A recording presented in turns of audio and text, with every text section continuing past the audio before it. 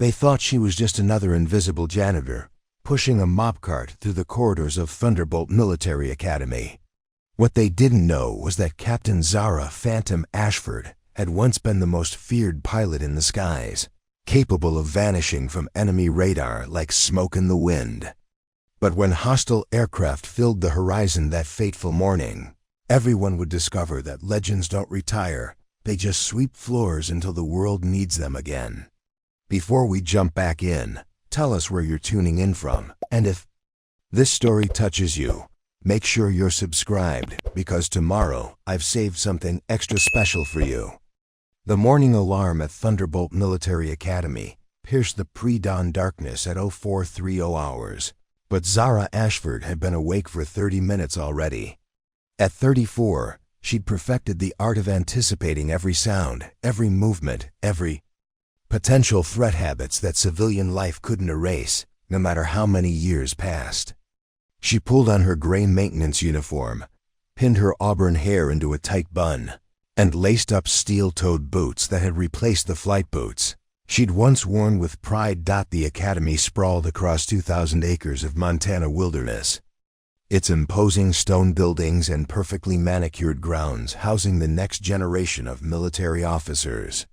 Pine trees stretched toward the mountains beyond, their peaks still shrouded in morning mist.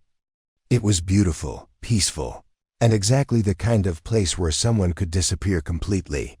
Zara retrieved her cleaning cart from the utility closet, checking her supplies with the same methodical precision she'd once used for pre-flight inspections. Industrial disinfectant, microfiber cloths, vacuum cleaner, trash bags, tools of invisibility rather than warfare. The irony wasn't lost on her. She'd gone from commanding a multi-million-dollar stealth fighter to commanding a mop bucket. The academy was already buzzing with activity as she began her rounds. Young cadets in crisp uniforms hurried between classes, their voices echoing through marble corridors lined with portraits of distinguished alumni. Fighter jets screamed overhead during training exercises, their engines creating sonic signatures that Zara could identify with startling accuracy of Tutu Raptors, F-35 Lightning IIs, even the occasional experimental aircraft that most people wouldn't recognize. "Morning, Ghost," called out Cadet Tyler Brennan as he passed, using the nickname that had somehow stuck over her 3 years at the academy. The irony of the name made her smile bitterly, if only he knew how accurate it was.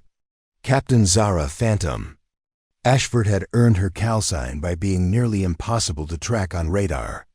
Appearing and disappearing from enemy screens like a specter, she nodded politely and continued mopping, her movements efficient but unremarkable. That was the key to hiding in plain sight. Be competent enough to avoid criticism, but never so exceptional that anyone looked too closely. It was a delicate balance she'd mastered through 3 years of practiced mediocrity. The officers' quarters required her attention next, and she knocked softly on each door before entering with her pass key. Most rooms were empty, their occupants already at morning briefings or flight training. But as she cleaned, Zara couldn't help noticing the technical manuals scattered across desks, outdated tactical guides that hadn't been updated since her active duty days. The pilots were learning from books that contained information she'd helped write, theories she'd proven or disproven in actual combat. In Major Hendrick's office, she paused while dusting his bookshelf. A framed photograph showed him standing proudly beside an F-16 Fighting Falcon, his chest puffed out with the confidence of someone who'd logged significant flight hours. Respectable, certainly, but Zara had accumulated more combat flight time in 6 months than Hendricks had in his entire 15-year career. Not that anyone would ever know. The academy's trophy case drew her attention as she cleaned the main hallway. Awards for academic excellence, leadership, and military achievement filled the glass display. Her eyes lingered on a particular section, dedicated to distinguished combat pilots, heroes whose names were publicly celebrated, whose accomplishments were taught in classrooms around the world. Her own achievements were locked away in classified files that would never see the light of day. "Excuse me, ma'am." The voice belonged to instructor Captain Rebecca Torres, a sharp-eyed woman in her early 40s who taught advanced aeronautics. "Could you clean around the flight simulator room today? We're expecting VIP visitors this afternoon." "Of course, Captain," Zara replied, keeping her voice neutral and deferential. "I'll make sure everything's spotless." Torres nodded and walked away, but not before Zara caught her studying the tactical displays visible through the simulator room's windows. The scenarios being run were basic intercept patterns, the kind of exercises Zara could complete blindfolded while calculating fuel consumption and ammunition expenditure in her head. As she pushed her cart toward the simulator complex, Zara allowed herself a moment of nostalgia. The smell of aviation fuel and hydraulic fluid that permeated the area was intoxicating, triggering memories of pre-dawn briefings, adrenaline-fueled dogfights, and the indescribable sensation of breaking the sound barrier while pulling 8Gs in a combat turn. The cleaning closet near the simulator room had become her unofficial sanctuary over the years. Hidden behind industrial supplies and forgotten equipment, she kept a small radio tuned to air traffic control frequencies. As she worked, she listened to the constant chatter between tower control and training aircraft, her trained ear automatically cataloging aircraft types, flight patterns, and potential safety issues that the inexperienced controller sometimes missed. "Thunderbolt Tower, this is Eagle Flight requesting clearance for formation training in Sector 7. Crackled through the radio. Zara paused in her mopping, recognizing the voice of Lieutenant Commander Jackson Mills, one of the Academy's hotshot instructors. His flight pattern would take him directly over the mountains where atmospheric conditions could create dangerous wind shear, something the weather report had failed to mention, but that her years of experience recognized from subtle barometric pressure changes. She almost reached for the radio to warn them, then caught herself. Invisible janitors didn't offer tactical advice to experienced pilots.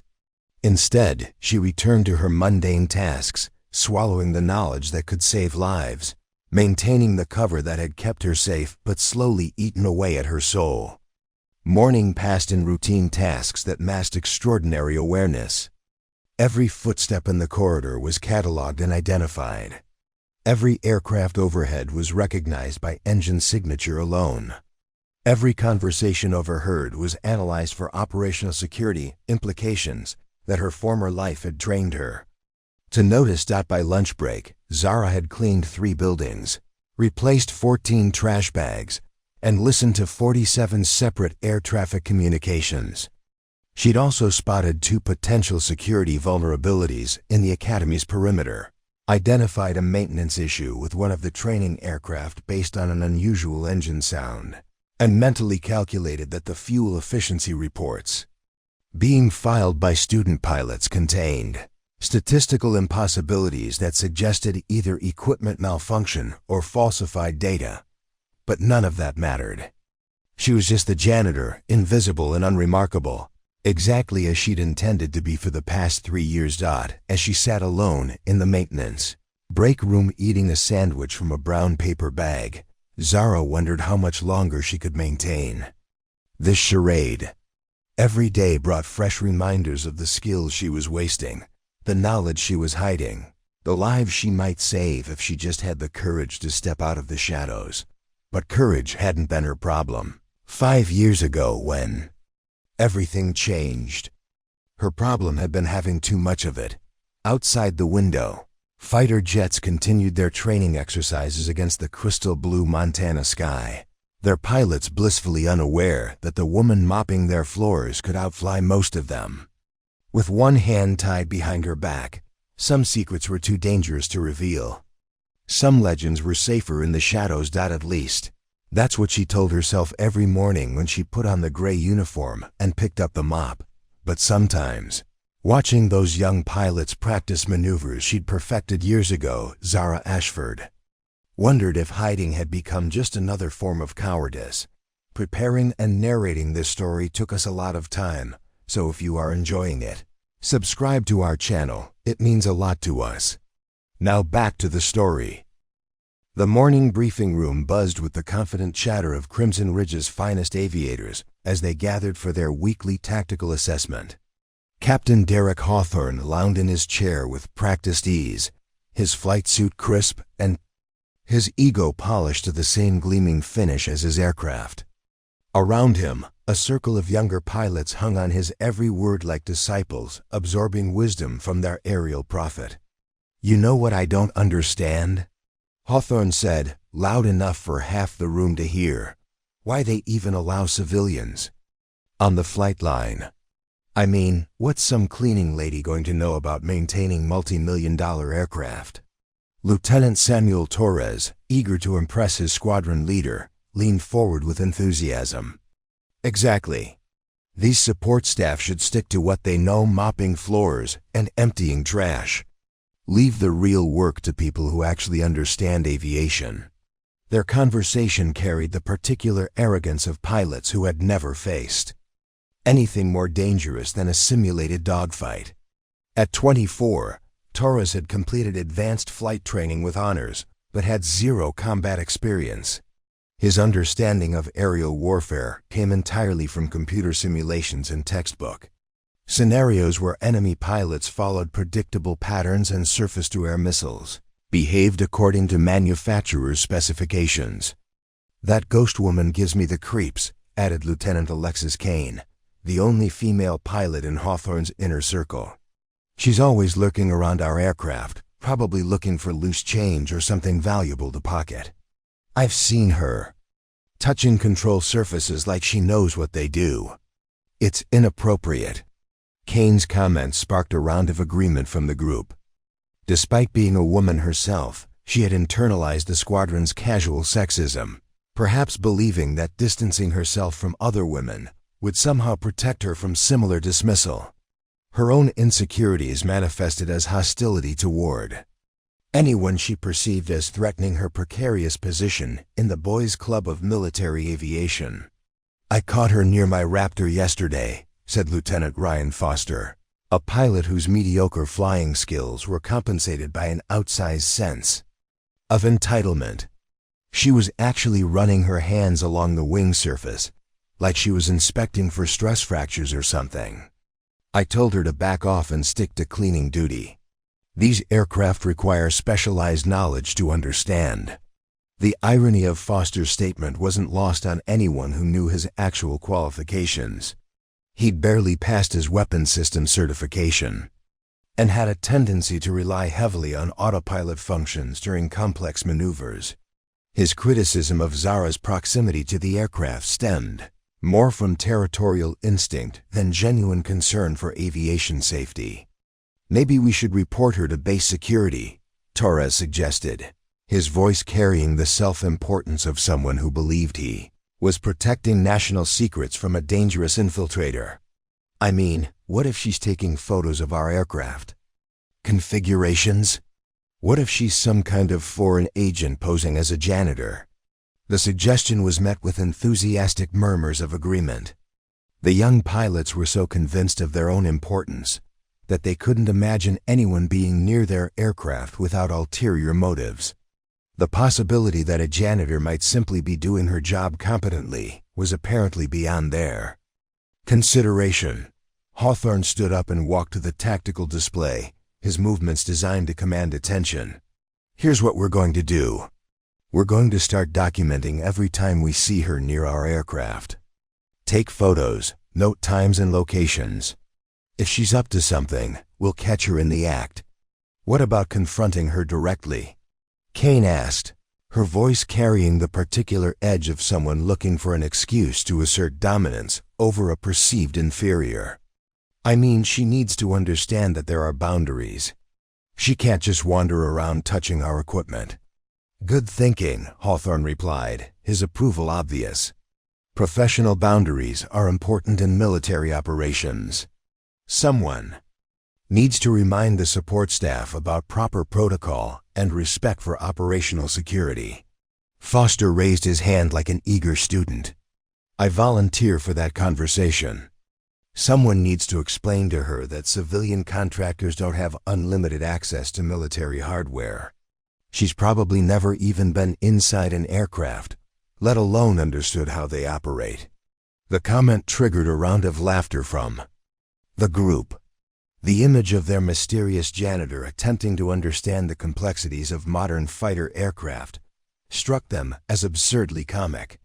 These were machines that required years of specialized training to operate safely, systems so sophisticated that even experienced pilots continued learning throughout their careers.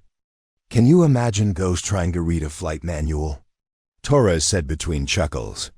She'd probably hold it upside down and pretend to understand the technical specifications. Or trying to explain the difference between air-to-air and air-to-ground. Missiles, Kane added, her voice dripping with condescension.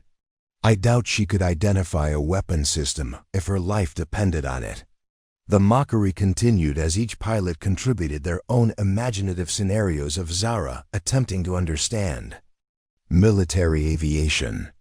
They painted elaborate mental pictures of her confusion when faced with radar displays, her bewilderment at weapons control panels, her inability to comprehend the basic principles of aerodynamics that governed their daily existence.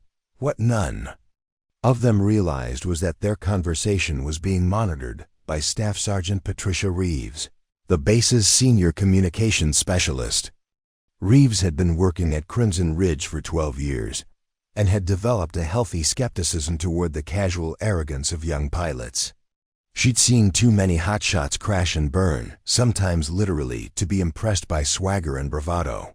More importantly, Reeves had been observing Zara's behavior for months and had noticed things that the pilots missed.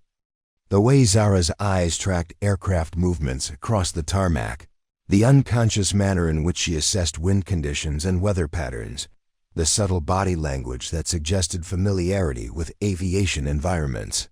These weren't the actions of a simple janitor.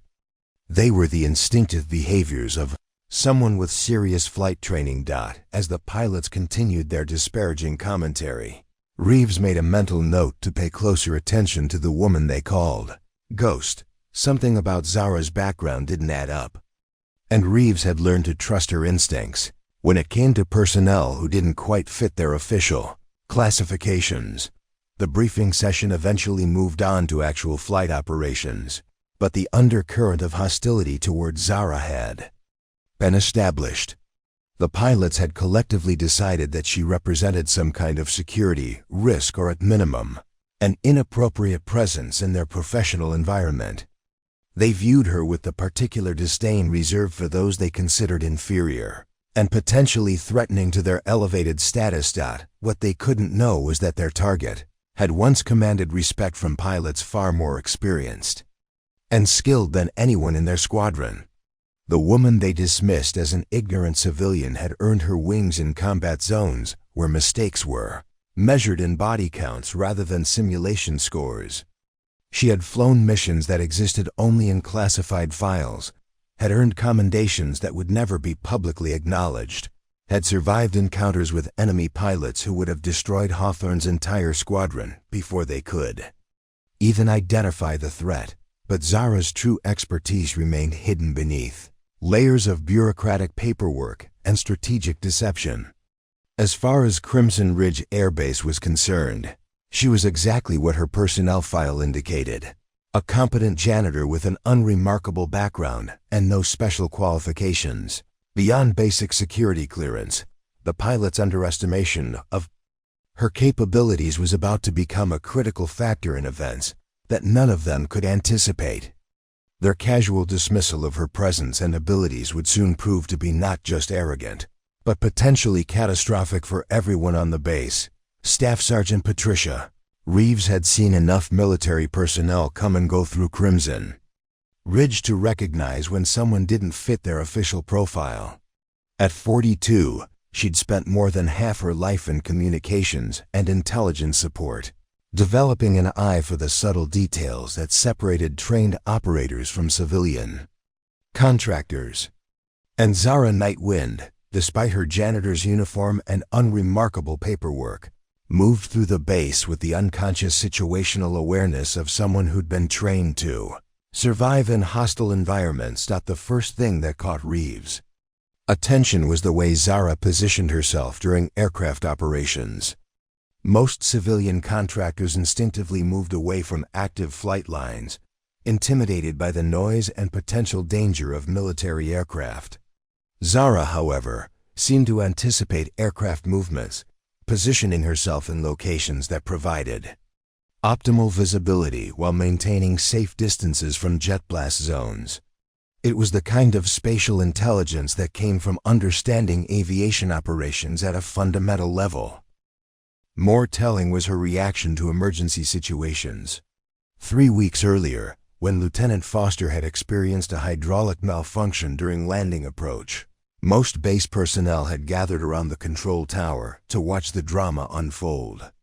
Zara, however, had immediately moved to a position near the crash response vehicles, her body language tense with the kind of focused readiness that suggested she understood the severity of the situation better than the crowd. OF spectators, Reeves, had been monitoring radio communications that day and noticed something else unusual. While Foster struggled with his malfunctioning aircraft, Zara had been standing near an open maintenance frequency radio. The emergency landing had been successful, but afterward, Reeves realized that Zara had positioned herself where she could hear both air traffic control and emergency response communications. It wasn't the behavior of someone merely curious about aviation.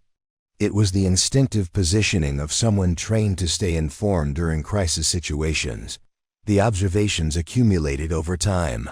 Like pieces of a complex puzzle, Reeves noticed that Zara seemed to know aircraft schedules better than some of the pilots themselves, arriving at specific hangars just before aircraft returned from missions. She'd also observed Zara's unconscious habit of checking wind direction by observing flag movements and aircraft positioning, a behavior so automatic that it suggested years of aviation-related experience. Most compelling was an incident from the previous month when a new pilot had accidentally left his aircraft's weapons safety systems unlocked after a training exercise. Zara had been cleaning nearby and had quietly approached the crew chief to point out the oversight. The weapons specialist later mentioned to Reeves that the janitor had identified the problem using correct technical terminology, specifically referring to the master arm switch and weapon select panel, rather than generic descriptions that a civilian might use. "There's something off about our ghost," Reeves confided to Master Sergeant Carlos Mendez during their weekly intelligence briefing. Mendez oversaw base security operations and had a reputation for taking personnel anomalies seriously. "I've been watching her for months, and she doesn't behave like a typical civilian contractor." Mendez looked up from his security reports with interest. At 38, he'd learned to trust Reeves' instincts about personnel irregularities. Her background in communications intelligence had given her a trained eye for behavioral patterns that might indicate security concerns. "What kind of anomalies are we talking about?" "Movement patterns, situational awareness, technical knowledge," Reeves replied, consulting her notes. "She positions herself like someone with tactical training. She understands aircraft operations better than she should. And she's got the kind of hypervigilance that comes from combat experience." Mendez frowned as he considered the implications. Background checks for civilian contractors were supposed to be thorough, but budgetary constraints and personnel shortages sometimes led to abbreviated screening processes. The possibility that someone with undisclosed military experience had slipped through the system was concerning from a security perspective. "Have you reviewed her personnel file?" Mendez asked, already reaching for his secure terminal to access the base's human resources database. "That's the interesting part," Reeves said, her voice carrying the tone of someone who discovered a significant inconsistency. "Her file is remarkably thin for someone who's been working here for 3 years. Basic contact information, employment history showing various janitorial positions, standard security clearance documentation. But there's something missing." Mendez pulled up Zara's file on his screen and scrolled through the available information. The documentation appeared complete at first glance: background check, references, employment verification. But as he read more carefully, he began to understand Reeves' concerns. "Look at the employment gaps," Reeves continued, pointing to Cohen. "Specific dates in the chronology. She's got a 2-year period where the file shows private contractor work with no specific employer listed. Then there's an 8-month gap with no employment information at all. That's unusual for someone seeking steady work in military support services." More suspicious was the reference information. Zara's previous employers were all listed as companies that specialized in defense contractor services. But when Mendez cross-referenced them with the Pentagon's contractor database, several of the businesses appeared to be shell companies or had ceased operations shortly after the dates listed in her file. "Could be innocent," Mendez said, though his tone suggested he didn't believe it. "Defense contractors come and go pretty regularly. Budget cuts, contract completions, corporate restructuring. But you're right that it's a pattern worth investigating." Reeves had saved her most compelling observation for last. "There's one more thing. I've been monitoring her behavior during our weekly air defense drills. When the alarm sounds most, civilians either panic or look around for guidance from military personnel. Zara doesn't. She immediately assesses aircraft positioning, checks for secure hangar access, and positions herself near emergency communication equipment. It's automatic, like muscle memory." The implication hung in the air between them. Military personnel were trained to respond to emergency situations with specific protocols, but those responses became instinctive only after extensive repetition under realistic conditions. Civilian contractors might know the basic procedures, but they wouldn't demonstrate the kind of automatic response patterns that Reeves had observed. "I think she's former military," Reeves concluded. "Possibly special operations or intelligence services. The question is why she's hiding it and whether her presence here represents a security risk." Mendez leaned back in his chair, processing the information. The possibility that they had an undisclosed former military operator working as a janitor raised numerous questions about motives, clearance levels, and potential security implications. If Zara was hiding a military background, it could indicate anything from personal reasons to active intelligence gathering for hostile parties. "What's your recommendation?" he asked, though he was already formulating his own plan of action. "Discreet surveillance and background verification," Reeves replied immediately. "One want to monitor her behavior more systematically, document any additional anomalies, and request a deeper background investigation through military intelligence channels. If she's who I think she might be, we need to know before something happens that puts base security at risk." Mendez nodded grimly. The conversation had confirmed his own growing suspicions about their mysterious janitor. Too many small details added up to a pattern that suggested Zara Nightwind was far more than she appeared to be. The question was whether she represented an opportunity or a threat, and whether they would discover the truth before circumstances forced her to reveal her real capabilities. As their meeting concluded, neither Reeves nor Mendez realized that their target was already aware of their increased attention. Years of operating in hostile environments had given Zara an almost supernatural ability to detect surveillance, and she'd noticed the subtle changes in their behavior weeks earlier. The question now was whether she could maintain her cover long enough to avoid the kind of scrutiny that would unravel the carefully constructed fiction that had protected her for 3 years. The game of cat and mouse was beginning in earnest, and the stakes were higher than anyone on Crimson Ridge Air Base could possibly imagine.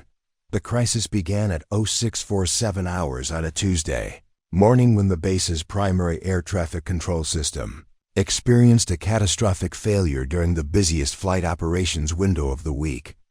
Technical specialist Jennifer Walsh stared at her blank radar screens in growing panic as 12 aircraft, including a formation of Phi-2, Raptors returning from a dawn patrol mission suddenly disappeared from her displays. Control tower, this is Falcon Leader. Captain Hawthorne's voice crackled through the radio with obvious concern. We're showing no radar contact with base operations. Requesting immediate guidance for landing approach. Walsh's hands flew over her control panel, desperately attempting to restart the system that had been functioning perfectly just minutes earlier. The backup radar showed only intermittent contacts, creating a dangerous situation where multiple aircraft were approaching the same airspace without proper coordination. With visibility reduced by morning fog and multiple flight paths converging on Crimson Ridge's single runway, the potential for a emitter collision was escalating by the second. All aircraft, this is Control, Walsh broadcast, her voice tight. With stress, we're experiencing primary radar failure. Maintain current altitude and establish visual separation. Do not approach for landing until further notice. The response from the airborne pilots was immediate and alarmed. 12 highly trained aviators were now flying in potentially overlapping flight paths with only voice communication and limited visual contact to prevent catastrophic accidents. The situation demanded immediate resolution, but the IT department's estimated repair time was 3 hours, an impossibly long delay that would force emergency diversions to other bases and create cascading operational problems throughout the entire region. Lieutenant Colonel Rebecca Nash, the base operations commander, arrived in the control tower within minutes of being notified about the crisis. At 45, she'd seen enough emergency situations to recognize when standard procedures weren't going to be sufficient. The radar system failure had occurred at the worst possible time, during peak operations, when the margin for error was minimal. What's our status on backup systems? Nash demanded as she surveyed the situation. Backup radar is operational, but showing significant gaps in coverage, reported Senior Airman David Kim, the tower's most experienced technician.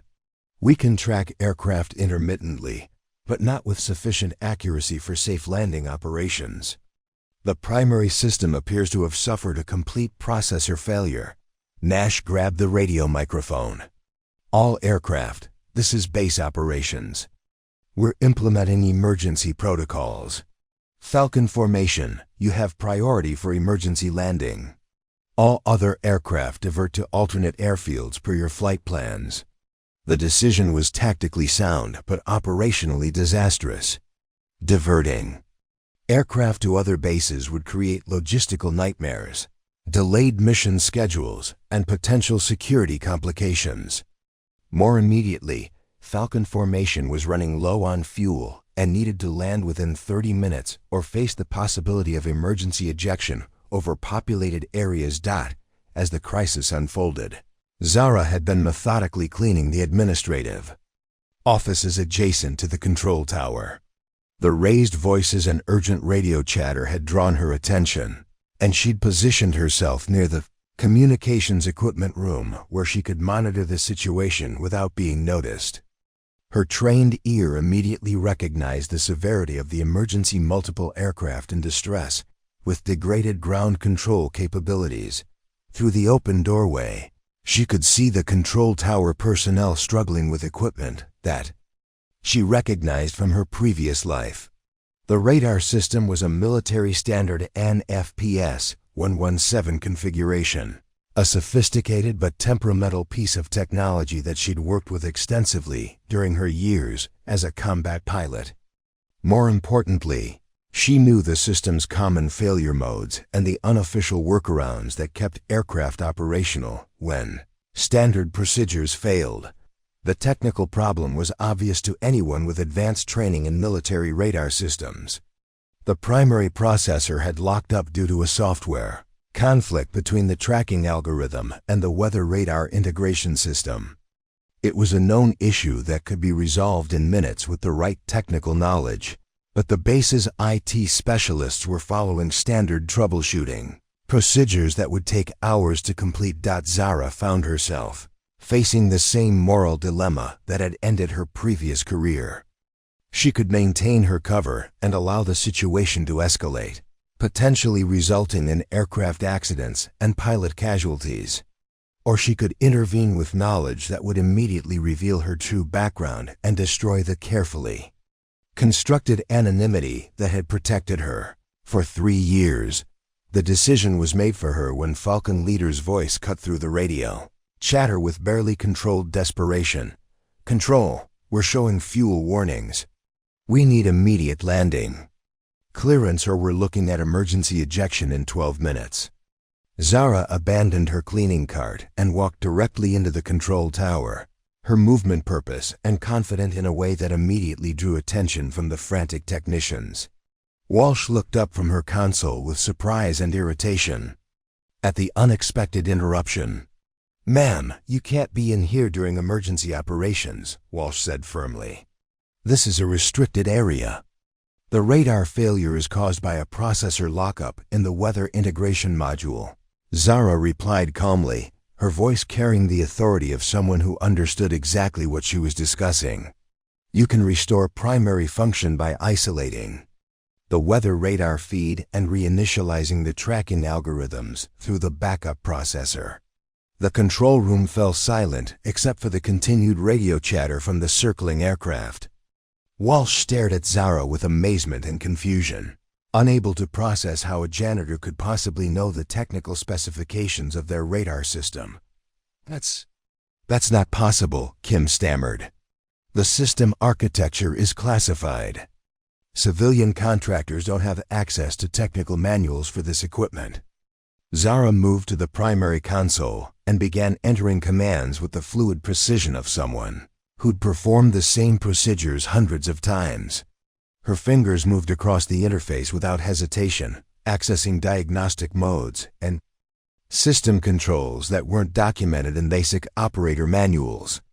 "Stop," Nash commanded, but her voice carried uncertainty rather than authority. The woman operating their controls clearly knew exactly what she was doing, and with 12 aircraft in potential danger, Nash was reluctant to interrupt a solution that might actually work. The radar display flickered twice, then suddenly blazed to life with perfect clarity. 12 aircraft contacts appeared in precise formation, their identification tags displaying correct altitude, heading, and fuel status information. The system was functioning better than it had in months, with resolution and tracking accuracy that exceeded normal operational parameters. "How did you?" Walsh began, but her question was interrupted by an immediate flood of radio transmissions from relieved pilots who could suddenly see their positions relative to each other and the runway. "Control, this is Falcon Leader. We're showing full radar contact, requesting immediate landing clearance." "Cleared for approach, Falcon formation," Walsh responded automatically, her eyes still fixed on Zara with a mixture of gratitude and deep suspicion. Lieutenant Colonel Nash stepped closer to Zara, her expression shifting from crisis management to intense scrutiny. "Ms. Nightwind, I think we need to have a conversation about your technical qualifications." Zara realized that her carefully maintained cover had just evaporated in the span of 5 minutes. The knowledge she'd displayed wasn't something that could be explained away as casual familiarity or lucky guessing. She just demonstrated expert-level understanding of classified military systems, and there was no innocent explanation for that level of expertise. "Ma'am, I just helped resolve an emergency situation," Zara replied carefully, trying to maintain some semblance of her janitor persona, even though she knew it was too late. "You did a lot more than help," Nash said grimly. "You just displayed technical knowledge that requires years of specialized training and security clearances that your personnel file says you don't possess." As the aircraft began their safe landing approaches, the immediate crisis was over. But for Zara, a much more dangerous situation was just beginning. Her moment of conscience had saved lives and revealed capabilities that would now require explanations. She wasn't prepared to give Lieutenant Colonel Rebecca. Nash's office felt smaller than usual when Zara entered at 1400 hours sharp, escorted by Master Sergeant Mendez and Staff Sergeant Reeves. The walls were lined with commendations, photographs of aircraft formations, and a massive American flag that seemed to cast everything in red, white, and blue shadows. Nash sat behind her desk with 3 manila folders spread before her, one containing Zara's official personnel file, another marked with classification stamps that made Zara's pulse quicken, and a third that appeared to contain handwritten notes and photographs. "Sit down, Ms. Nightwind," Nash said without looking up. "From the documents." Her voice carried the particular authority of someone who'd spent 22 years in the Air Force and had learned to recognize when situations weren't what they appeared to be. Zara remained standing, her janitorial uniform feeling increasingly inadequate in the formal military environment. "Ma'am, if this is about this morning's incident with the radar system, I was simply trying to help resolve an emergency situation." "This isn't about helping." Nash finally looked up, her gray eyes sharp with the kind of scrutiny that made seasoned officers uncomfortable. "This is about how a civilian janitor demonstrated expert-level knowledge of classified military radar systems. Knowledge that requires years of specialized training and security clearances that your file indicates you don't possess."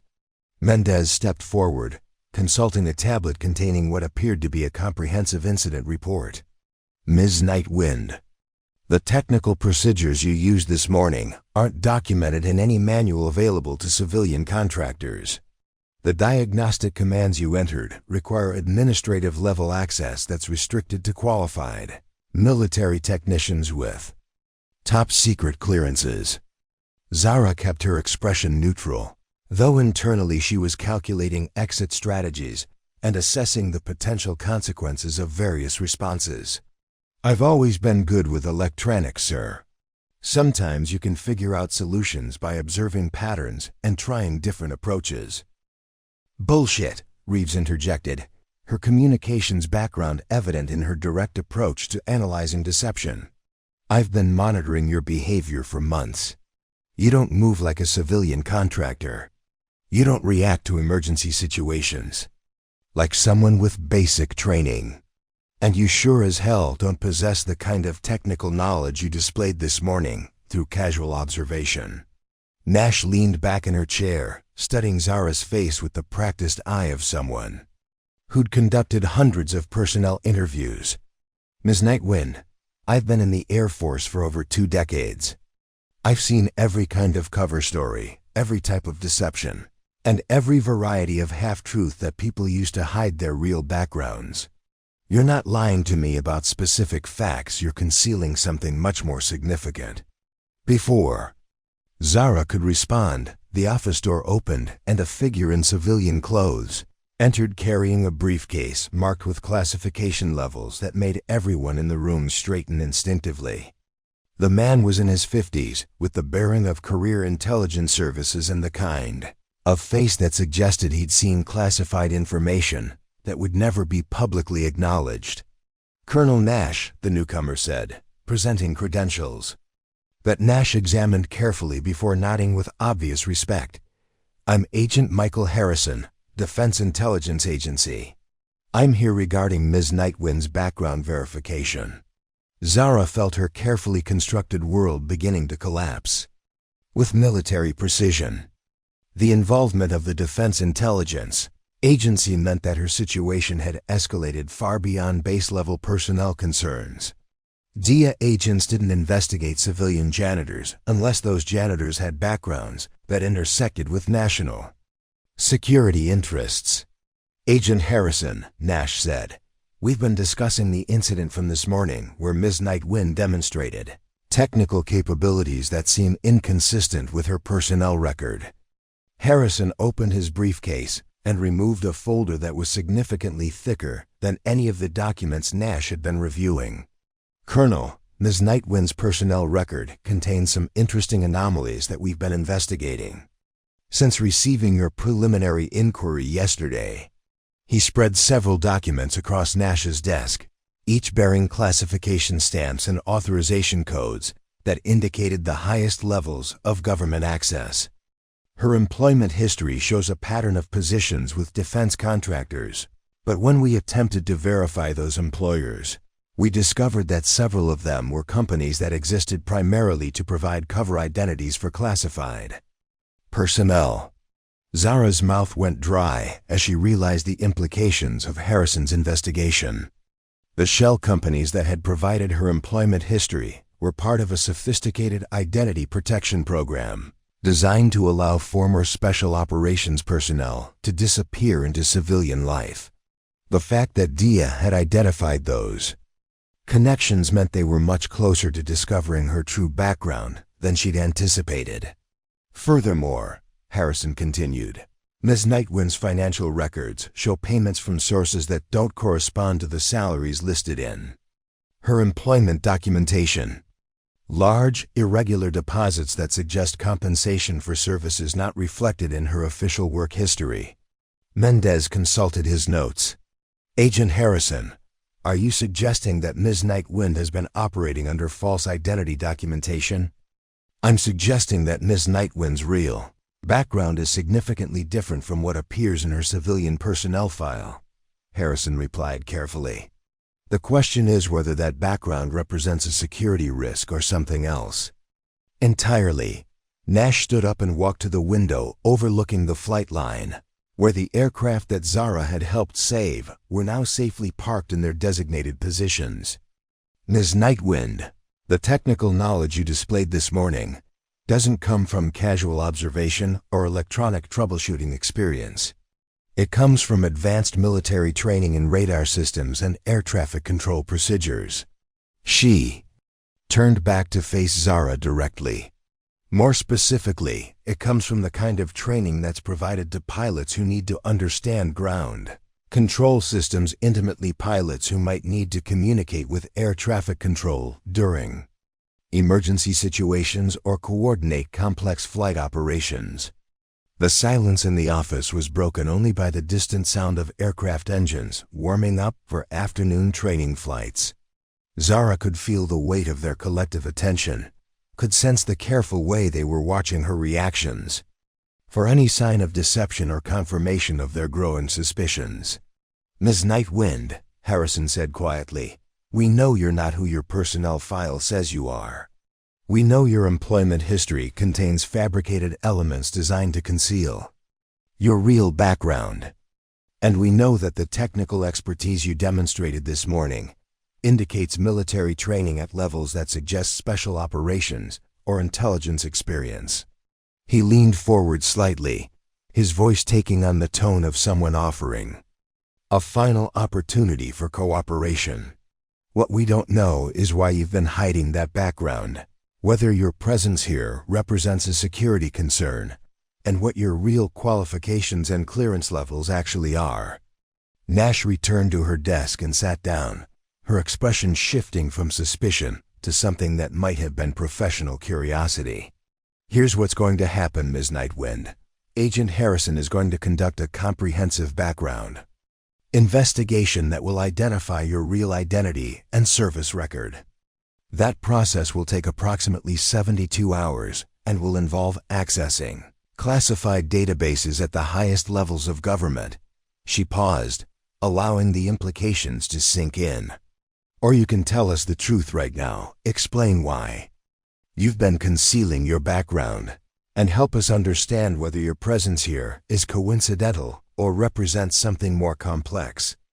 Zara looked around the office, taking in the faces of 4 military and intelligence professionals who had collectively decided that her carefully maintained cover story was no longer sustainable. She could see genuine concern in their expressions, not hostility, but the kind of professional wariness that came from discovering that someone in their midst wasn't who they claimed to be. I need time to consider my options, Zara said finally, her voice steady despite the churning anxiety in her stomach. You have until 08:00 tomorrow morning, Nash replied. After that, Agent Harrison's investigation becomes automatic, and there's nothing any of us can do to control what he discovers or how that information gets used. As Zara walked back toward the hangar, she felt the weight of 3 years of careful deception crumbling around her. The identity she'd built as a simple janitor was being systematically dismantled by professionals who understood exactly how to uncover hidden backgrounds and concealed service records. The only question now was whether she would control the revelation of her true identity or allow it to be discovered through investigative processes that might expose far more than she was prepared to acknowledge. Zara didn't sleep that night. She sat at her small kitchen table in the modest apartment she'd called home for 3 years, staring at a secure phone she hadn't used since arriving at Crimson Ridge. The device represented her last connection to a world she'd deliberately left behind, a lifeline to people who knew exactly who she really was and what she'd sacrificed to disappear into civilian obscurity. At 0347 hours, she made the call she'd been avoiding for 3 years. Night Watch Operations, this is Major General Patricia Morrison. The familiar voice answered after 2 rings, despite the early hour. Morrison had been expecting this call for longer than she cared to admit. General, this is Captain Zara Nightwind. Calcine Phoenix 7, Zara said, using the identification protocol that would immediately trigger the highest levels of classification review. I need to invoke Article 12 of the Special Operations Personnel Protection Protocol. The line was silent for nearly 15 seconds while Morrison accessed files that existed in only one secure location in the entire Pentagon. Captain Nightwind, your file indicates you've been inactive under deep cover for 3 years. Are you currently under duress or facing imminent exposure? Affirmative, ma'am. My cover has been compromised due to operational necessity. I intervened to prevent aircraft casualties and revealed technical knowledge inconsistent with my civilian identity. DIA is conducting a background investigation that will expose my service record within 72 hours. Morrison's voice shifted to the tone of someone who understood the implications of what she was hearing. Captain, the Shadowhawk Squadron files are classified at levels that require presidential authorization to access.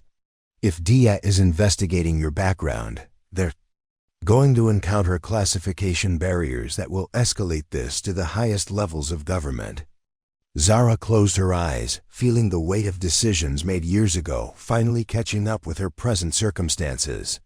General, I need authorization to reveal my service record to Colonel Rebecca Nash at Crimson Ridge Air Base. She's conducting the investigation, and she deserves to know what she's dealing with before this goes any further. Stand by, Captain. During the pause, Zara thought about the photograph she kept hidden in her bedroom dresser, 8 pilots in flight suits standing confidently in front of their aircraft, arms crossed, wearing the distinctive patch of Shadowhawk Squadron. She was the only woman in the group, the youngest face, wearing captain's bars that she'd earned through combat operations that officially never happened. 7 of those pilots were dead now, killed in missions that existed only in classified files that would never be declassified. Captain Nightwind, Morrison's voice returned with the authority of someone who just consulted with the highest levels of military command. You're authorized to reveal your service record to Colonel Nash and up to 3 additional personnel of your choosing. A complete classified file packet will be delivered to Colonel Nash within 4 hours. Thank you, ma'am. Is there anything else I need to know about my situation? Morrison's voice softened slightly, taking on the tone of someone who'd been carrying classified knowledge for years. Zara, the Shadowhawk program was disbanded after the Kazakhstan incident. You've been carrying survivor's guilt for 3 years, but the mission failures weren't your fault. The intelligence was compromised, and your squadron walked into a trap that no amount of training could have prevented. The mention of Kazakhstan hit Zara like a physical blow. She'd spent 3 years trying to forget the details of that final mission, the way her wingman Lieutenant Sarah Chun had died covering her retreat, the impossible decisions that had cost 7 lives while saving hundreds of civilians from a terrorist attack that the world would never know had been prevented. General, with respect, I requested transfer to non-combat duties because I couldn't trust my judgment anymore. That hasn't changed. Your judgment saved 12 pilots yesterday morning, Morrison replied firmly. The technical expertise you displayed prevented a potential catastrophe. Maybe it's time to stop hiding from who you are and start using your experience to prevent other pilots from facing the same situations that cost your squadron their lives. At 08:00 hours sharp, Zara knocked on Colonel Nash's office door. She was no longer wearing her janitor's uniform. Instead, she dressed in the closest civilian equivalent to military bearing that her wardrobe allowed. Nash was already seated behind her desk with Agent Harrison and Master Sergeant Mendez flanking her position like a military tribunal. Ms. Night Wind, Nash said, her voice carrying the formality of an official proceeding. I hope you're here to provide the explanations we discussed yesterday. Yes, ma'am. But first, you're going to receive a classified delivery from Pentagon Special Operations that will change the context of this conversation significantly. Harrison raised an eyebrow with the skepticism of someone who'd heard countless attempts to deflect investigation through claims of higher authority. Ms. Night Wind, if you're attempting to delay our background verification through false claims of classified connections. He was interrupted by a sharp knock on the door. A courier in military dress uniform entered, carrying a sealed envelope, marked with classification stamps that made everyone in the room straighten with recognition. The Level 4 classification markings indicated information that required presidential level authorization to access. Nash signed for the envelope with obvious surprise, checked the classification levels, and looked at Zara with new understanding. This is classified at levels that require special authorization from the Pentagon. How did a civilian janitor trigger a delivery of presidential-level classified information? Because I'm not a civilian janitor, Zara said quietly. I'm Captain Zara Nightwind, formerly of the Shadowhawk Squadron, Deep Cover Special Operations, pilot with 17 classified missions and a service record that's been sealed for national security reasons. The silence in the office was complete, except for the sound of Nash opening the classified envelope. As she read, her expression shifted from suspicion to amazement to something approaching awe. The document was comprehensive mission reports, classified commendations, and a complete record of operations that had never been publicly acknowledged. Jesus Christ, Nash whispered, looking up from the papers. You're Captain Phoenix Nightwind, Shadowhawk Squadron, the Kazakhstan operation. Harrison leaned forward with professional interest. Colonel, what's the Kazakhstan operation? Nash continued reading, her voice taking on the tone of someone discovering that a legend was sitting in her office. Classified counter-terrorism mission. Shadowhawk Squadron prevented a nuclear device from being detonated in a civilian population. Center. 8 pilots went in, only 1 came out. Captain Nightwind flew a damaged aircraft 300 miles through hostile airspace to deliver intelligence that saved an estimated 200,000 civilian lives. She looked up from the document. Captain Nightwind, according to this file, you voluntarily requested transfer to non-operational status and had your entire service record classified. You've been hiding in plain sight for 3 years. Zara remained, standing at attention. Ma'am, I've been serving to the best of my ability in my assigned position. I've never compromised security or endangered personnel.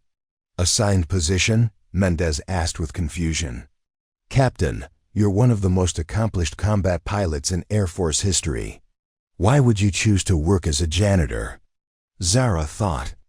About Lieutenant Chun, about the impossible weight of being the sole survivor of a squadron that had accomplished the impossible at a price that haunted her every day. Because sometimes the best way to serve is to step back from the spotlight and let others carry the mission forward. Nash stood up and walked to the window overlooking the flight line. Captain, we're facing challenges that require experienced combat pilots. Budget cuts, personnel shortages, increasing international tensions. We need people with your capabilities. With respect, ma'am, I'm happy where I am. Harrison consulted his tablet. Captain Nightwind, the DIA investigation triggered automatic security reviews at the highest levels. Your disappearance 3 years ago created a significant intelligence gap. There are people in Washington who've been wondering what happened. To Shadowhawk Squadron's sole survivor. Nash turned back to face her. Captain, you have a choice to make. You can return to your janitorial duties and pretend this conversation never happened. But your cover is blown. Everyone on this base will know who you really are within hours. She paused, studying Zara's face. Or you can accept what the Pentagon is going to offer you, a chance to use your experience to train the next generation of pilots so they don't face the same situations that cost your squadron their lives. Zara felt the familiar weight of command decisions settling on her shoulders. For 3 years, she'd carried the guilt of survival while watching young pilots make the same mistakes that had cost her friends their lives. The question now was whether she was ready to step out of the shadows and accept the responsibility of preventing future tragedies. I need time to consider my options, she said finally. You have until 1400 hours, Nash replied. After that, Washington takes over, and neither of us controls what happens next. At 1347 hours, 13 minutes before Zara's deadline to decide her future, the emergency klaxon shattered the afternoon quiet of Crimson Ridge Air Base with the distinctive wail that meant immediate threat to national security. The sound cut through every conversation, every routine activity, every personal concern with the brutal efficiency of a crisis that demanded instant response from every person on the installation. Zara was walking across the tarmac when the alarm began, her mind still wrestling with the impossible choice between returning to her hidden life or accepting the responsibility that came with her revealed identity. The klaxon's urgent tone triggered muscle memory that 3 years of civilian life hadn't erased. Her body automatically shifted into combat readiness mode, her eyes scanning the sky for threats, her mind calculating response times and defensive positions. The base's loudspeaker system crackled to life with Colonel Nash's voice, tight with controlled urgency. All personnel, this is base operations. We have confirmed radar contact with unidentified military aircraft approaching from the northwest. Multiple bogies, estimated 12 to 15 fighters, flying in combat formation at high altitude. This is not a drill. Repeat, this is not a drill. Zara felt her blood turn to ice water.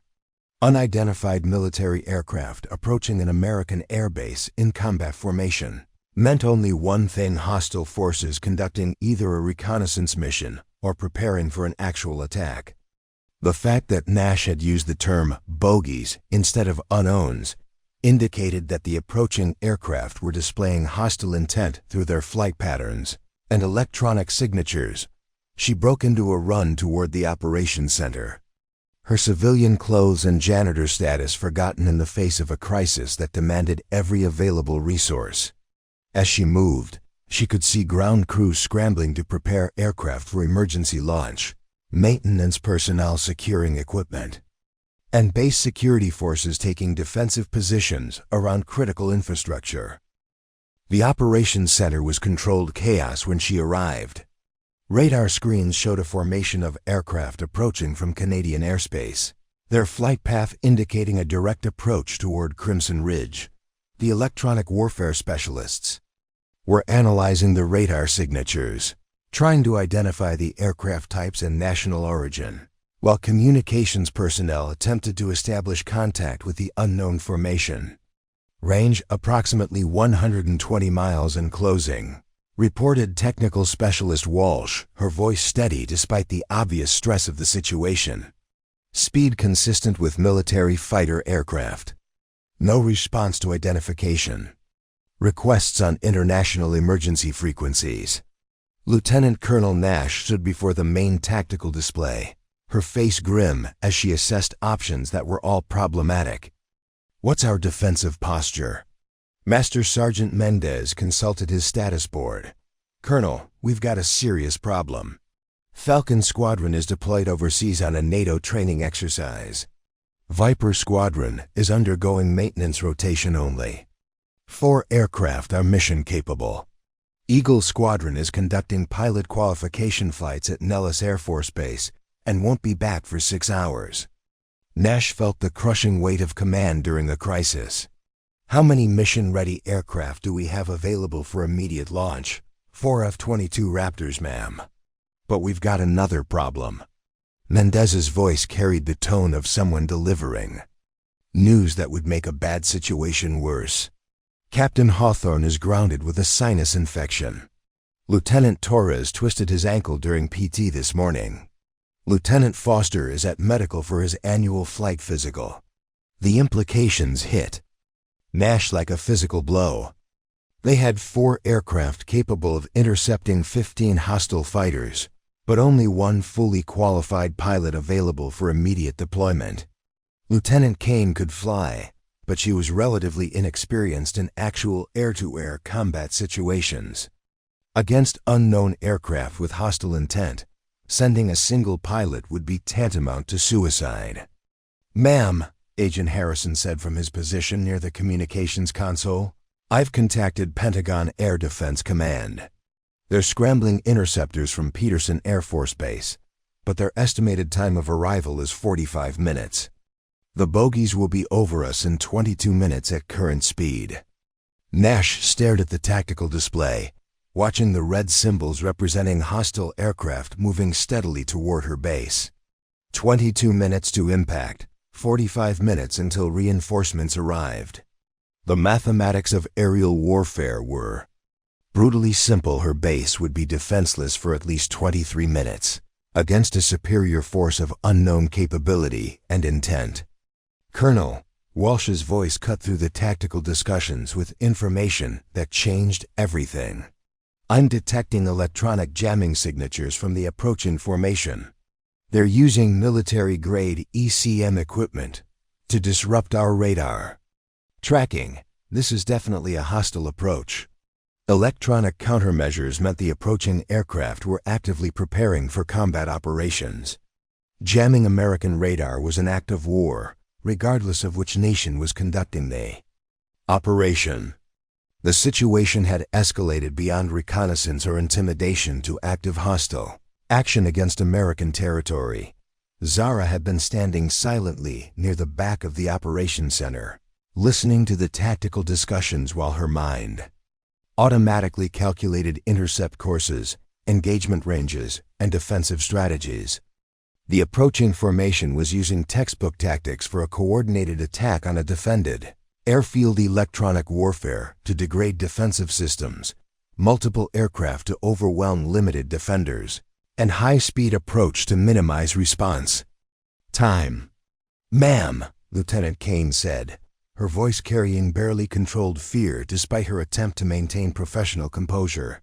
"Request permission to launch and attempt intercept of the hostile formation." Nash looked at the young pilot with something approaching pity. Kane was technically qualified to fly the F-22, but sending her alone against 15 hostile aircraft would be sending her to certain death. The enemy formation had numbers, coordination, and the element of surprise. A single defender, regardless of aircraft superiority, couldn't engage that many targets simultaneously and survive. "Denied," Nash said firmly. "You're not authorized for single pilot intercept against multiple hostiles. We'll evacuate non-essential personnel and prepare ground defenses." "Colonel," Zara said quietly from her position near the door, her voice cutting through the operational chaos with calm authority, "I volunteer for the intercept mission." The operations center fell silent except for the continued radar tracking of the approaching hostiles. Every person in the room turned to stare at the woman they'd known as a janitor, who was now volunteering to fly a solo mission against overwhelming odds. "Captain Nightwind," Nash said slowly, using Zara's military rank for the first time in public. "You haven't flown combat operations in 3 years. You're not current on procedures, not cleared for active duty, and not qualified on current aircraft systems."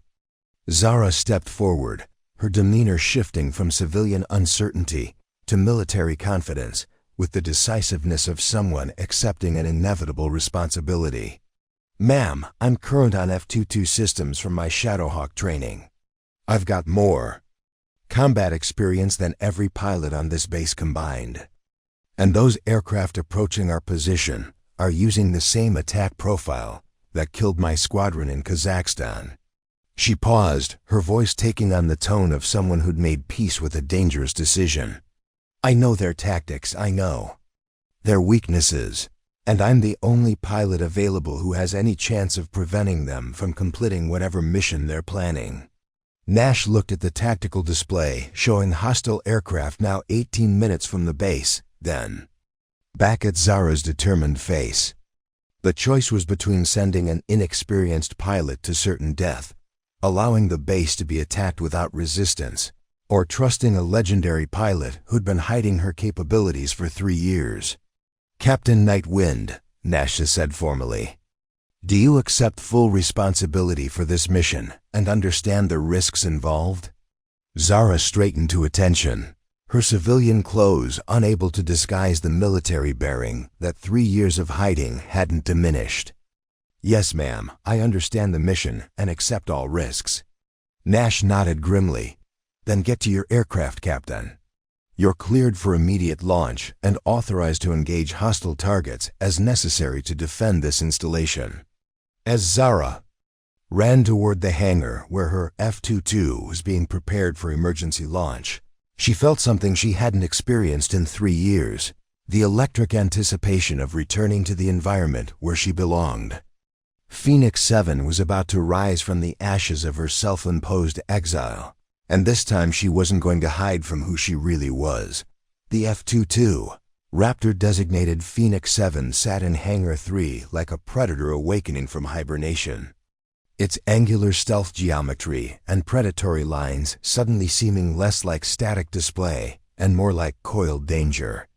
Chief Master Sergeant William Rodriguez had been preparing the aircraft for emergency launch since the alarm sounded, but he'd never expected to be arming it for actual combat against hostile forces approaching American airspace. Zara approached the aircraft with the purposeful stride of someone returning to their natural element after years of exile. Gone was the hesitant movement of a janitor trying to avoid attention. In its place was the confident bearing of a combat pilot who'd survived missions that existed only in classified files. The transformation was so complete that Rodriguez did a double take as she approached his position. "Captain Nightwind," he said, his voice carrying a mixture of respect and amazement. "I've been maintaining this bird for 2 years, but I never imagined I'd be turning her over to a legend. The aircraft is fully mission-capable, weapons hot, countermeasures loaded, fuel at maximum capacity." Zara conducted her pre-flight inspection with the practiced efficiency of someone who'd performed the same ritual hundreds of times under combat conditions. Her hands moved over control surfaces and weapon systems with the unconscious familiarity of a master craftsman examining tools that had once been extensions of her will. The F-22 was newer than the aircraft she'd flown with Shadowhawk Squadron, but the fundamentals remained the same: thrust, lift, and the delicate balance between speed and maneuverability that separated living pilots from burning wreckage. "Phoenix 7 is configured for air-to-air engagement," Rodriguez continued, consulting his maintenance checklist. 6 IM 1-2 missiles, 2 IM Night X sidewinders, and full ammunition for the M61 Vulcan cannon. Electronic warfare suite is active, and stealth characteristics are optimized for beyond visual range engagement. As Zara climbed into the cockpit, muscle memory took over completely. Her hands found familiar controls without conscious thought. Her eyes automatically scanned instrument displays in the precise sequence that had been drilled into her during years of training and combat experience. The aircraft responded to her presence like a living creature recognizing its master systems coming online, displays illuminating the sophisticated computer network that controlled modern fighter aircraft, synchronizing with her inputs. "Phoenix 7, This is Crimson Ridge Control. Colonel Nash's voice crackled through the radio with barely controlled tension. You are cleared for immediate takeoff. Hostile formation now bearing 340 degrees at 92 miles. And closing. Estimated 15 aircraft in 3 combat elements, electronic jamming active. Zara's hands moved across the startup sequence with fluid precision, bringing 40,000 pounds of the world's most advanced fighter aircraft to screaming life. The twin Pratt & Whitney engines spooled up with a sound like controlled thunder. Their combined thrust capable of pushing the Raptor past Mach 2 in level flight. "Control, this is Phoenix 7, she replied, her voice carrying the calm authority that had once made her squadron mates trust her judgment in impossible situations. Request vector to intercept and rules of engagement. Phoenix 7, you are authorized to intercept and identify. If hostile aircraft enter U.S. airspace or demonstrate hostile intent, you are cleared to engage with all necessary force. Be advised, friendly reinforcements are 41 minutes out." Zara released the brakes and felt the Raptor surge forward with eager acceleration. The aircraft cleared the runway and climbed at a 70-degree angle, its stealth design and advanced. Engines carrying her toward the confrontation she'd been avoiding for 3 years. At 15,000 feet, she leveled off and engaged the aircraft's advanced radar system, immediately detecting the electronic signature of the approaching hostile formation. "Control, Phoenix 7 has radar contact on multiple bogies. Confirming. 15 aircraft in 3 elements, flying combat spread formation at Angels 2-8. Electronic countermeasures are active. They're definitely trying to hide their approach." The tactical situation crystallized on her multifunction displays with the brutal clarity of modern warfare. 15 hostile aircraft against her single. Raptor, approaching from multiple vectors to complicate intercept geometry. They were flying at 28,000 feet, using electronic jamming to degrade American radar coverage, and maintaining radio silence that indicated coordinated military operations rather than navigation error or equipment malfunction. "Phoenix 7, can you identify aircraft type?" Nash's voice carried the tension of someone coordinating a defense.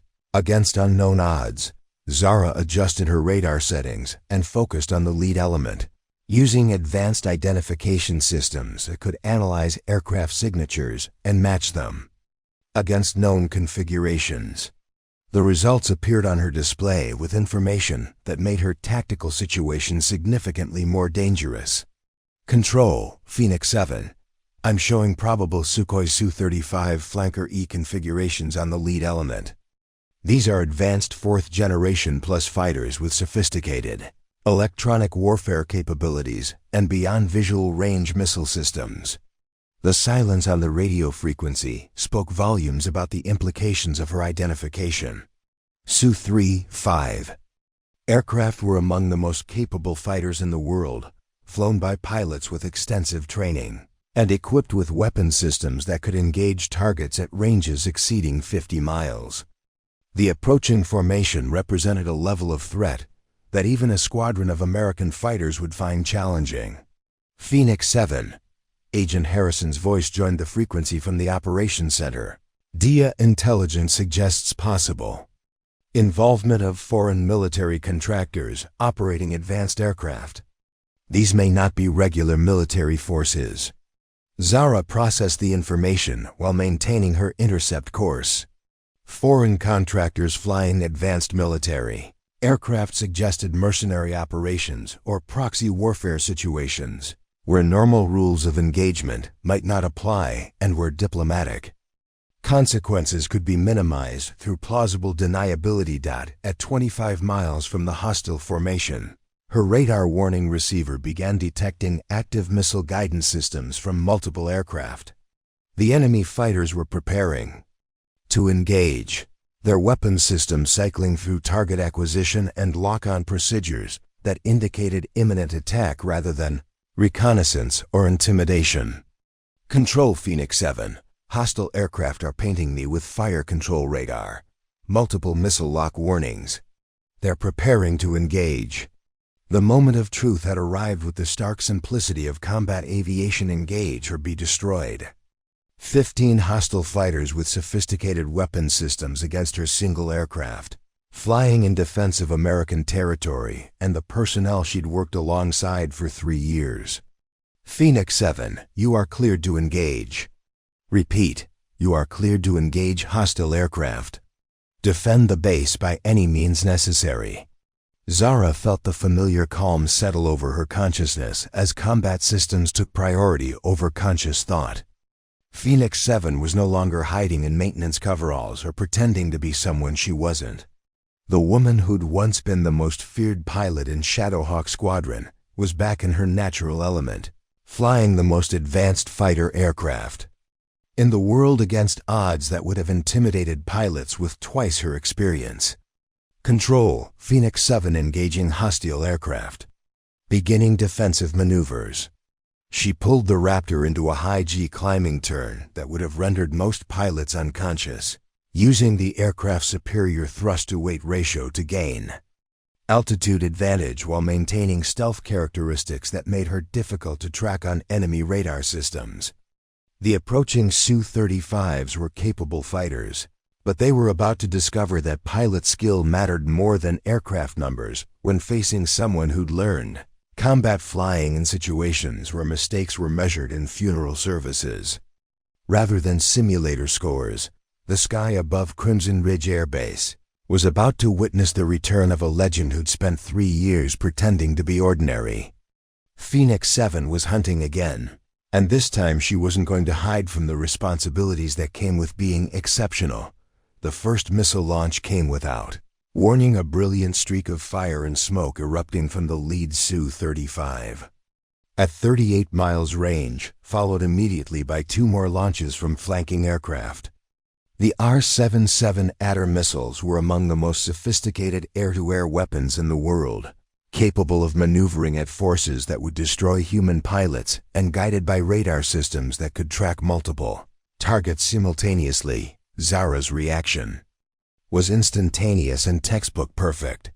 She rolled the F-22 inverted and pulled into a 9G diving turn that used gravity and thrust to accelerate past Mach 1.4 in seconds, while simultaneously deploying chaff and flares in patterns designed to confuse the incoming missile's guidance systems.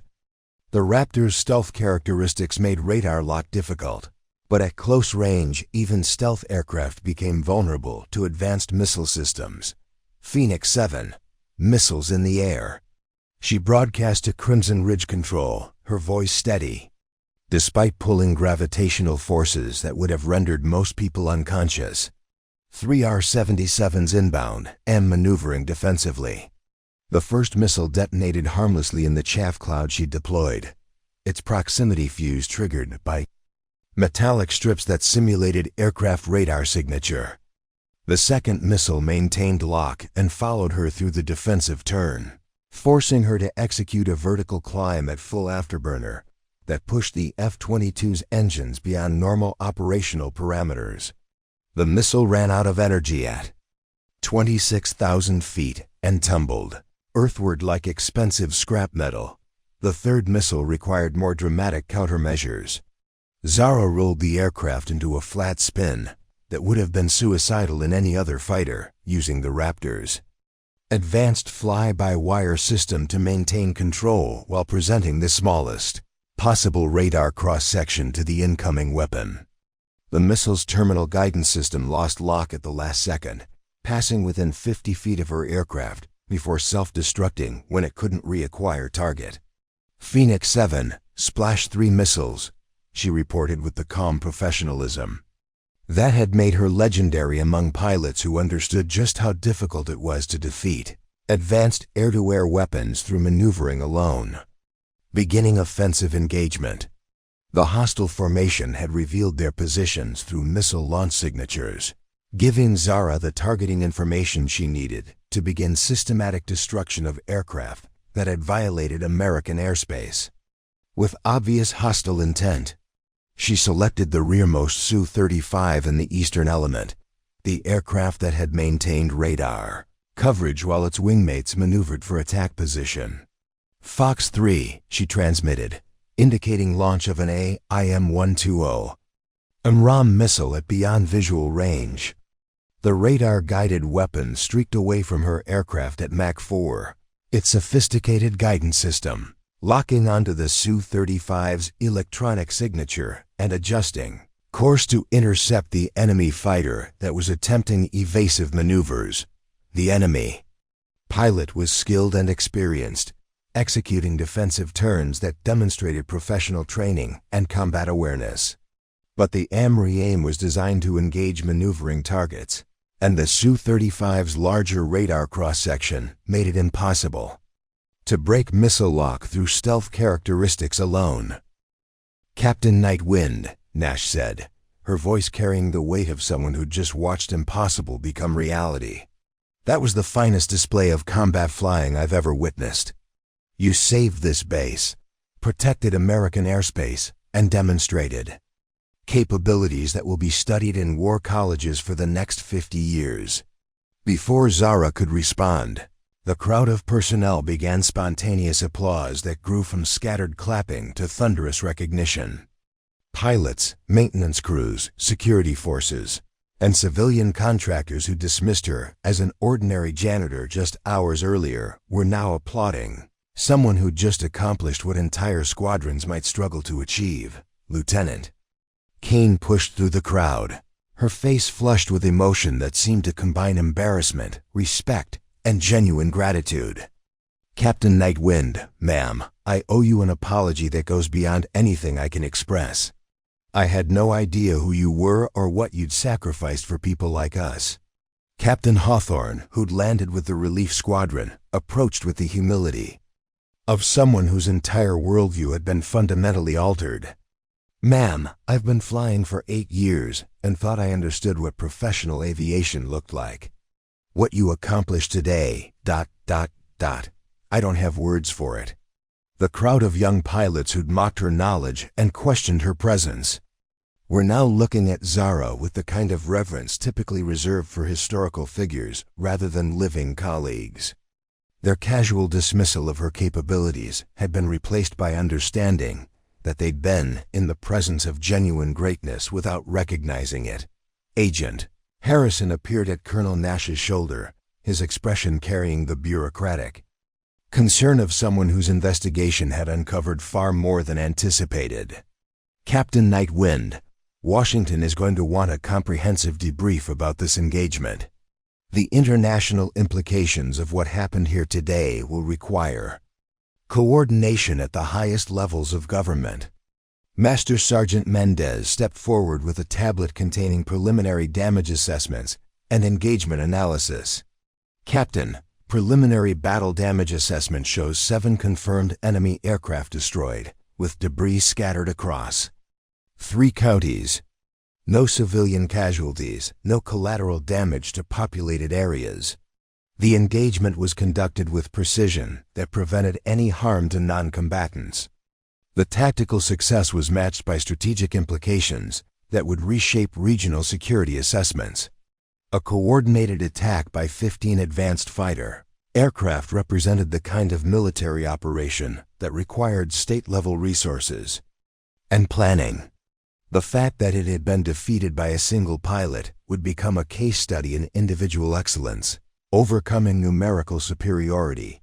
Staff Sergeant Reeves approached with communications equipment, her expression showing the satisfaction of someone whose instincts had been proven correct. "Captain, I've got General Morrison on secure line. She's requesting immediate contact for operational debrief and strategic assessment." As Zara took the encrypted communication device, she realized that her 3 years of anonymity were definitively over. The engagement had been monitored by military installations across the region, recorded by radar systems that would preserve every tactical detail, and witnessed by personnel who would carry the story throughout their careers. "Captain Nightwind." General Morrison's voice carried the authority of someone who'd been coordinating emergency response at the Pentagon level. "What you accomplished today has strategic implications that extend far beyond base defense. We need you in Washington for intelligence debrief and tactical analysis." The crowd around her had grown to include virtually every person on Crimson Ridge Air Base, their faces showing the kind of recognition that made privacy impossible. Maintenance crews who'd worked alongside her for 3 years were staring with new understanding. Pilots who dismissed her presence were looking at someone whose capabilities exceeded anything they'd imagined possible. Lieutenant Torres, whose ankle injury had kept him grounded during the crisis, approached with obvious shame. "Captain, I said things about you that I'll regret for the rest of my career. I had no idea that I was talking to someone who'd forgotten more about flying than I'll ever learn." The young pilot's apology was echoed by others who participated in the casual dismissal of her presence and abilities. The woman they'd called Ghost had indeed been a phantom, but not the harmless specter they'd imagined. She'd been a predator in hiding, waiting for a moment when her capabilities would be needed to protect people who'd never suspected they were being guarded by a legend. "Captain," Colonel Nash said, gesturing toward the operations center where secure communications were waiting, "I think it's time we discussed your future with the Air Force. After what happened today, I suspect you're going to have options available that weren't on the table this morning." As Zara walked toward the debrief that would reshape her life, she felt something she hadn't experienced since Kazakhstan: pride in her service and confidence in her abilities. Phoenix 7 was no longer hiding from her past or running from the responsibilities that came with exceptional capability. The legend had returned, and this time she was ready to embrace everything that came with being who she really was. 3 days after the aerial engagement that had redefined modern air combat, Zara sat in a windowless briefing room deep within the Pentagon, surrounded by military officials whose combined rank and security clearances represented the highest levels of American defense establishment. The room hummed with the quiet intensity of people making decisions that would reshape international military policy and determine the fate of one pilot, whose capabilities had exceeded every theoretical model of individual combat effectiveness. General Patricia Morrison presided over the meeting with the authority of someone who'd spent 30 years managing classified operations that never appeared in public records. To her left sat Admiral James Crawford, representing Naval Aviation Command, whose carrier-based aircraft had been 40 minutes too late to participate in the engagement, but had provided crucial intelligence about the enemy formation's origin.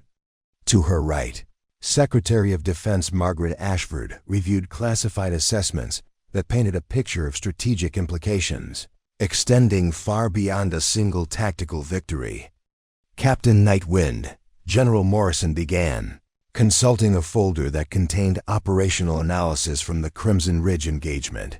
"What you accomplished 3 days ago has been analyzed by every military aviation expert in the Department of Defense. 7 confirmed kills against advanced 4th-generation fighters, flying solo against odds that should have been mathematically impossible to survive." The tactical breakdown was displayed on wall-mounted screens that showed computer simulations of the engagement, each maneuver analyzed and dissected by experts who understood that they were witnessing something that would redefine combat aviation doctrine for decades.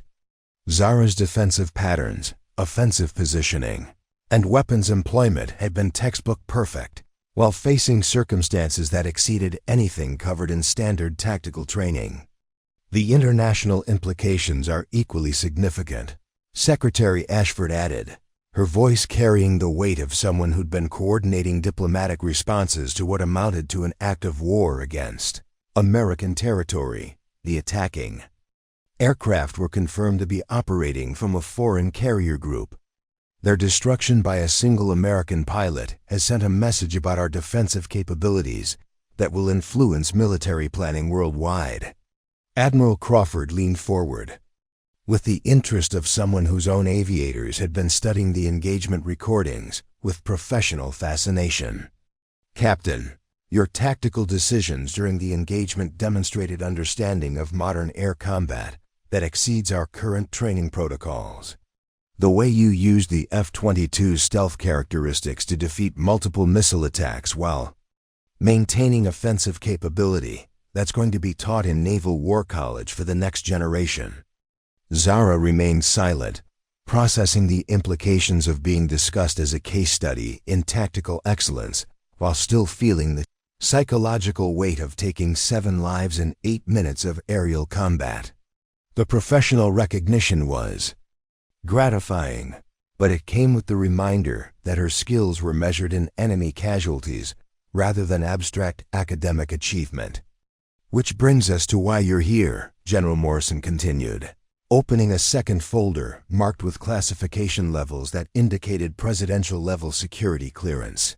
"The President has personally reviewed your service record and the Crimson Ridge engagement. He's authorized us to offer you command of a new elite aviation unit that would operate under direct Pentagon oversight." The offer hung in the air with the weight of career-defining opportunity. Command of an elite unit meant resources, authority, and the chance to influence military aviation at the highest levels. It also meant accepting responsibility for operations that would likely involve the same kinds of classified missions that had cost Shadowhawk Squadron their lives in Kazakhstan. "The Phantom Wing," Admiral Crawford explained, "would consist of 12 pilots selected from across all service branches, the most capable aviators in American military service, equipped with the most advanced aircraft available and tasked with missions that conventional squadrons couldn't accomplish." Secretary Ashford consulted her notes. Unlimited budget, priority access to experimental aircraft, and operational authority that would report directly to the Joint Chiefs of Staff. "Captain, this represents the kind of command that most officers spend entire careers hoping to achieve." Zara studied the faces around the table, seeing genuine respect and professional admiration from leaders who understood the significance of what they were offering. Command of the Phantom Wing would represent the pinnacle of military aviation. Career achievement, validation of her capabilities, and the chance to lead pilots who shared her commitment to excellence. "Ma'am," she said carefully, "what would be the operational focus of this unit?" General Morrison exchanged glances with her colleagues before responding. "Global rapid response to situations that require precision application of air power. Counterterrorism. Operations, protection of American interests in contested regions, and intervention in scenarios where conventional forces might create diplomatic complications." The description was carefully worded, but Zara understood the implications. The Phantom Wing would conduct the same kinds of classified operations that Shadowhawk Squadron had specialized in, missions that officially never happened, conducted by pilots whose names would never appear in public records, achieving objectives that would never be acknowledged by the government they served. "There's an alternative," Admiral Crawford said, his voice suggesting that he understood her hesitation. "The Navy's Test Pilot School is looking for someone to head their Advanced Combat Systems Evaluation program. You'd be testing experimental aircraft, developing new tactical doctrines, and training the next generation of test pilots. It was a safer option, challenging and meaningful work without the operational risks that came with classified combat missions. Test piloting would allow her to contribute to military aviation advancement while avoiding the personal responsibility for life and death decisions that had haunted her since Kazakhstan. And there's a third option," Secretary Ashford added, opening a folder that contained documents from an unexpected source. "The Air Force Academy has requested your consideration for their new Combat Aviation Excellence Program. You'd be training undergraduate pilots, developing curriculum, and passing on tactical knowledge to the next generation." The teaching position represented a complete departure from operational flying education instead of combat, development instead of destruction. It would mean working with young pilots who reminded her of Lieutenant Chun, sharing knowledge that might prevent future tragedies, while remaining safely removed from situations where her tactical decisions could result in casualties, Zara thought. About the young pilots at Crimson Ridge who dismissed her capabilities, about Lieutenant Kane's humble apology, about Captain Hawthorne's newfound respect for knowledge he hadn't recognized. Teaching would mean ensuring that future aviators understood the realities of combat before facing situations that could cost them their lives. "I need time to consider these options," she said finally. General Morrison nodded with understanding. "Captain, you have 72 hours to decide. Whatever you choose, you'll have the full support of the Department of Defense and the gratitude of a nation that may never fully understand what you accomplished." As the meeting concluded, Zara walked through the Pentagon's corridors thinking about the weight of decisions that would define not just her future, but potentially the lives of pilots she might lead, teach, or protect through her choices. The woman who'd hidden her identity for 3 years now faced the opposite problem. Too many people wanted to claim her talents for purposes that might not align with her own goals. That evening, alone in her temporary quarters at Andrews Air Force Base, Zara pulled out the photograph she'd carried for 3 years. 8 pilots from Shadowhawk Squadron, young and confident and completely unaware of the dangers ahead. 7 of them were dead, but their memory still carried lessons that could save others from facing similar fates. The decision, when it came, surprised her with its clarity. She wasn't ready to command another squadron of pilots who might follow her into impossible situations. She wasn't interested in test-flying aircraft that would eventually be used by others in combat. But she was prepared to ensure that the next generation of pilots understood the realities of aerial warfare before making the same mistakes that had cost her friends their lives. Phoenix 7 was ready to teach others how to soar.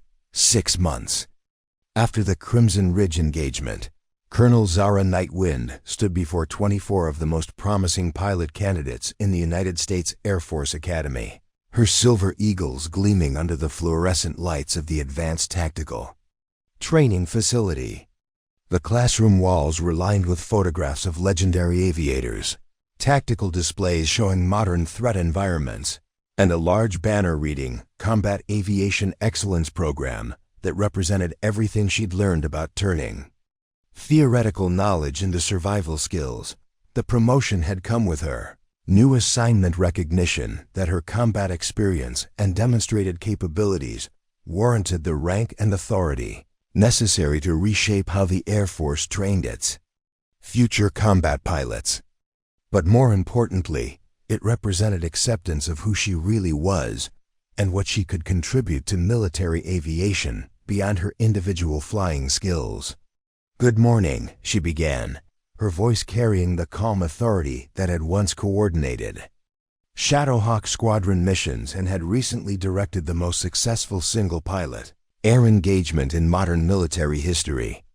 "I'm Colonel Nightwind, and for the next 6 months, I'm going to teach you how to survive situations that will test everything you think you know about flying." The pilot candidates sat at attention with the kind of focused intensity that came from understanding they were in the presence of someone whose reputation had reached legendary status throughout military aviation circles. These weren't the dismissive young officers she'd encountered at Crimson Ridge. These were carefully selected aviators who'd already demonstrated exceptional capabilities and were hungry for knowledge that could make them more effective in combat. "Before we begin tactical instruction," Zara continued, walking to a display case that contained a photograph she'd never thought she'd share publicly, "I want you to understand why this program exists and what it's designed to prevent."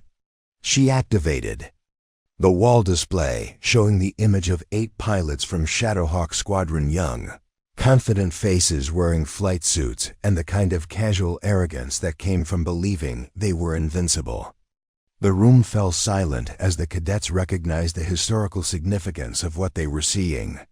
"This is Shadowhawk Squadron," Zara said quietly. 8 of the most capable combat pilots the Air Force had ever trained, equipped with the most advanced aircraft available, and tasked with missions that conventional squadrons couldn't accomplish. 7 of them died within 18 months because they'd been taught to fly but not how to survive. She paused, allowing the weight of that statement to settle over the room. Lieutenant Sarah Chun died covering my retreat during our final mission. Captain Marcus Rodriguez was shot down over hostile territory because he trusted intelligence that was compromised. Major Jennifer Walsh died in a training accident because she pushed aircraft performance beyond safe limits trying to perfect maneuvers she'd never need in actual combat. The pilot candidates absorbed this information with the seriousness of people who understood that their instructor was sharing personal tragedy to prevent them from repeating fatal mistakes. This wasn't theoretical education. This was knowledge, purchased with the lives of people who'd been just as capable and confident as they were. The difference between good pilots and dead pilots, Zara continued, isn't aircraft performance or weapon systems or tactical procedures you can memorize from manuals. It's understanding that every decision you make in combat has consequences that extend beyond your own survival. Lieutenant Daniel Brooks, one of the most promising candidates in the program, raised his hand. "Ma'am, how do we develop that kind of judgment without experiencing actual combat?" Zara smiled, the first genuine expression of warmth she'd allowed herself in an official capacity since accepting the teaching position. "Excellent question. We're going to simulate every emergency situation you might face, practice decision-making under extreme stress, and train you to trust your instincts. When your instruments fail and your training manual doesn't cover what's happening." She moved to the tactical display and brought up a scenario that made several cadets lean forward with professional interest. Today's exercise is based on the engagement at Crimson Ridge 6 months ago. Intelligence suggests light enemy presence, minimal anti-aircraft capabilities, and a straightforward intercept mission. What actually happened was a coordinated attack by 15 advanced fighters using electronic warfare to degrade our defensive systems. The simulation began, showing radar displays and tactical information that matched the actual engagement. But this time, instead of one pilot facing impossible odds, Zara was training 24 aviators to work together, share information, and make collective decisions that would keep everyone alive while accomplishing their mission. "Lieutenant Morrison," she called to a young pilot whose confidence reminded her painfully of her younger self. "Your flight leader. What's your tactical assessment?" Morrison studied the display with the kind of focused intensity that suggested she understood the historical significance of the scenario. "Ma'am, the enemy formation is using textbook tactics for overwhelming a single defender. If we respond as individual aircraft, they'll defeat us through numerical superiority." "Correct. What's your solution?" "Coordinated defense, ma'am. We use our advanced radar capabilities to share targeting information, engage at maximum range to prevent them from closing to visual combat, and maintain formation integrity to provide mutual support." Zara nodded approvingly. "Exactly. The mistake that cost Shadowhawk Squadron was believing that individual excellence could overcome systemic tactical problems. You're being trained to think as a unit, not as individual heroes." The exercise continued. For 2 hours, with each cadet rotating through different leadership positions and tactical challenges. Zara watched them learn to communicate under stress, coordinate complex maneuvers, and make decisions that prioritized collective success over individual achievement. After the simulation ended, Cadet Jennifer Park approached with the kind of respectful curiosity that came from recognizing she was learning from someone who'd actually survived everything they were practicing. "Colonel, how do you deal with the responsibility of making decisions that affect other people's lives?" The question struck at the heart of everything Zara had struggled with since Kazakhstan. You accept that leadership means carrying the weight of other people's safety, and you prepare so thoroughly that when crisis situations arise, your training takes over and makes the right decisions automatic. She paused, thinking about Lieutenant Chun's sacrifice and the way guilt had driven her into 3 years of hiding. "But you also understand that some situations don't have perfect solutions. Sometimes you'll face choices where people die regardless of what you decide. Your job is to minimize casualties and accomplish the mission, not to save everyone. As the cadets filed out of the classroom, several stopped to express gratitude for lessons that went beyond tactical procedures to address the psychological realities of combat leadership. These young pilots were learning not just how to fly advanced aircraft, but how to carry the responsibility that came with capabilities that could protect or destroy lives, depending on the decisions they made. That evening, Zara returned to her office and opened the personnel files of her current class. 24 young aviators, each with exceptional potential, each hungry for knowledge that could make them more effective in defending their country.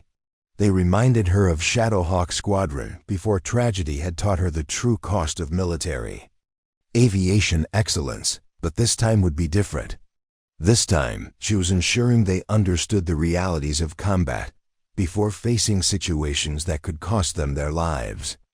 The legend of Phoenix 7 had found new purpose not in individual combat achievement, but in passing on hard-won wisdom to pilots who would carry those lessons into whatever challenges awaited them. The woman who'd once hidden her capabilities was now openly sharing everything she'd learned about survival, leadership, and the responsibility that came with exceptional skill. Colonel Zara Nightwind was no longer a ghost haunting the shadows of military aviation. She was a teacher, a mentor, and a guardian angel, ensuring that the next generation of pilots would be better prepared than she had been to face the dangers that came with defending freedom in an increasingly dangerous world. Phoenix 7 had risen from the ashes of tragedy to create something more valuable than individual legend, a legacy of knowledge that would protect pilots for generations to come. Up next, you've got 2 more standout stories right on your screen. If this one hit the mark, you won't want to pass these up. Just click and check them out.